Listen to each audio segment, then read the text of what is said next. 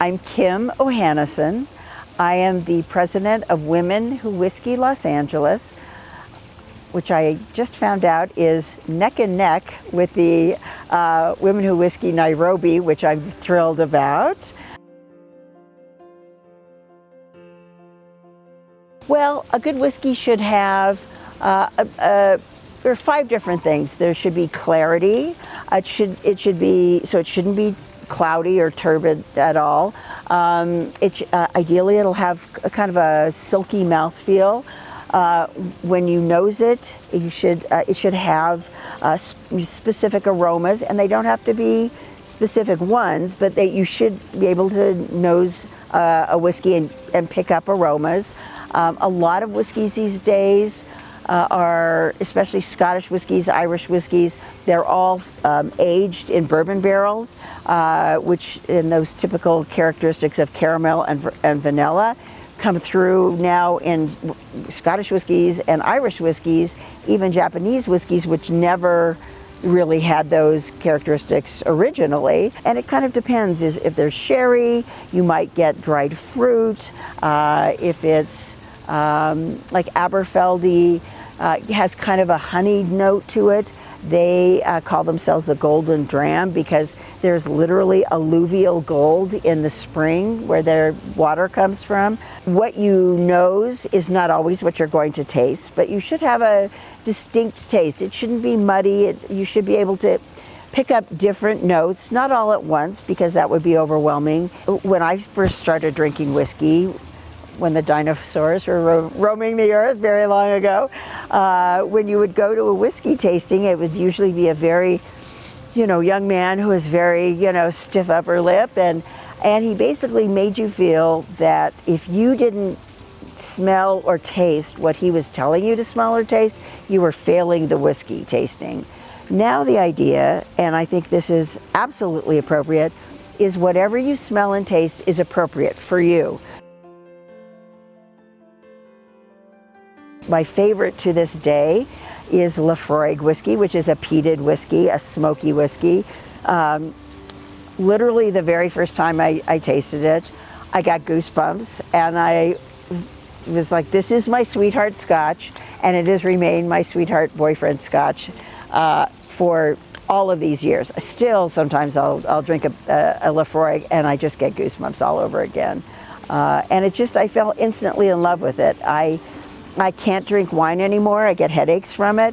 I can't drink beer. I fall asleep. And I can't even really drink mixed drinks anymore. So I drink a lot of spirits, but I drink them neat. So I'll have gin neat, I'll have rum neat, but whiskey is still my favorite. Gin is a close second, though. I know when Julia Ritz Toffoli, the founder of Women Who Whiskey, the entire global chapter, and there are, I think, 28 chapters now. I think it's about 28 chapters and 16,000 members worldwide. When she first started the chapter, she was young and short. She's still short and she's still pretty young. And when she first started the chapter, she would go out with her friends and she'd have bourbon.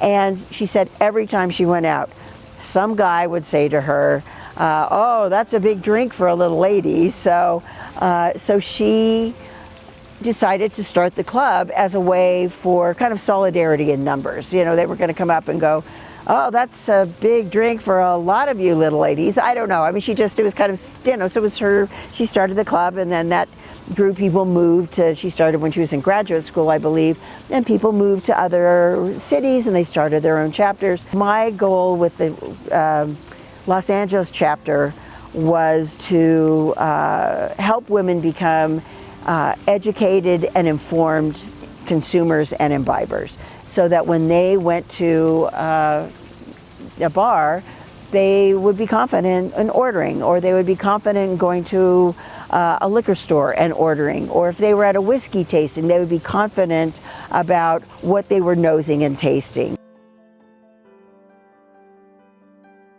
The reason I think distillers are reaching out to women is partly because I think they want to be perceived as being diverse, but also I think they are recognizing that women have a more educated palate. I think Scottish distilleries were less inclined to exclude women. I think, because the blenders have come up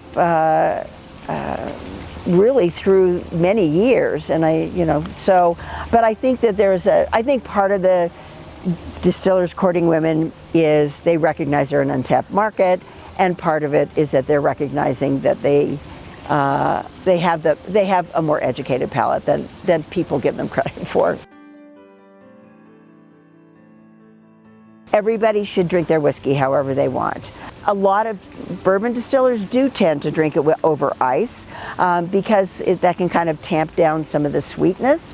What I like to describe what ice does is it tamps down some of the kind of more delicate notes, whereas if you add water before you add ice, the water interacts with the volatile oils and it releases the more floral and more delicate floral and fruity notes, and whereas ice tamps down those more delicate notes and emphasizes what I call the base notes. So like your caramel, your vanilla. There is a whole culture now of cocktails, of course, and that is a lot of people's, women and men, that's our gateway into drinking whiskey, because I think a Manhattan, an Old Fashioned, obviously, are a couple of the obvious ones, but there's just so many delicious whiskey cocktails that that are kind of your gateway, and then you go, okay, well, let me try that neat, and especially if it's something with a peated whiskey, that they can go, okay, I can detect that note in there, and let me try that on its own. And some women love peated whiskey right off the bat, and some women don't. I would say late 20s to, gosh, we have women who are, I think I have members who are in their late 70s, early 80s. I mean, the woman I'm thinking of in her early 80s, we kind of have to guide her along and say, no, you have to go here, you have to go here. But she gets very excited and talks. She loves her whiskey, and she talks, and she's been drinking whiskey for years. She signs up, and sometimes we have to go, okay, so it's here, not where you think it is, it's here. But she shows up and she's great. So it's 60-year age span. But I would say, generally speaking, 30s to 50s, I would say.